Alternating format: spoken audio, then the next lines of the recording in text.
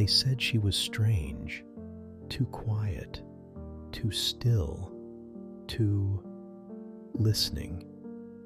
While others heard the wind, she heard the rocks beneath it. While others stepped over stones, she paused, as if they were whispering. And maybe they were.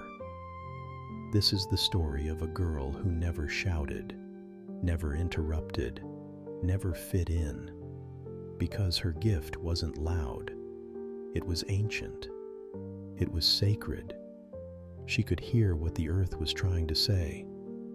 She was 6 the first time it happened. She was sitting in the garden behind her grandmother's house, a place where no one mowed the grass and the flowers were free to argue with the weeds.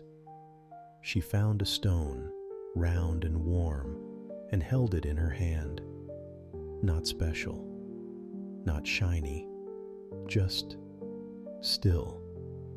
But when she closed her fingers around it, she heard something.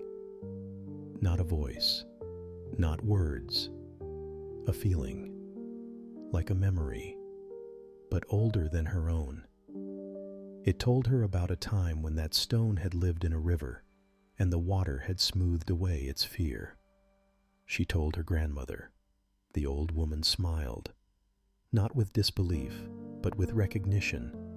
She said, "Your great-grandmother heard them too." From that day on, the girl stopped trying to speak louder. She started listening deeper.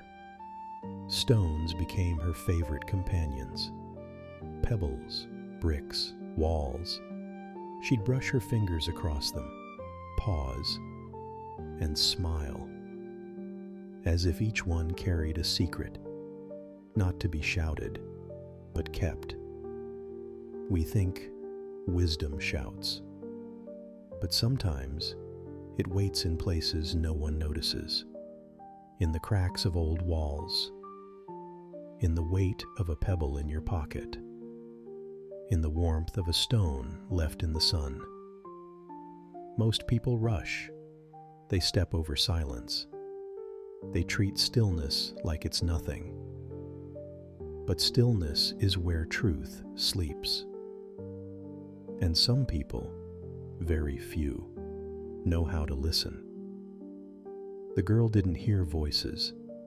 She heard time, pain, patience, everything the earth remembers but no longer needs to explain. That's what stones carry, what others forget. They don't beg to be seen. They don't cry out to be held.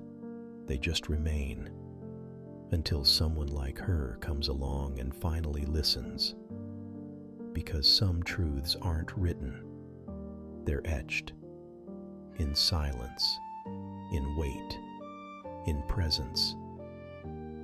They say she grew up, but those who knew her say she never really stopped listening. She became a teacher, not of math, not of reading, but of noticing. She taught children how to place their palms on the earth and wait, not for answers, but for presence. And when she died, they didn't build her a statue. They placed a single stone on the ground, round, warm, and still. And to this day, if you press your ear close enough to it, some say you'll hear her voice. But others know better. It's not her voice. It's yours. The part of you that still remembers how to hear what doesn't need to speak. Subscribe to Modern Oracle, where hidden truths become stories you can feel.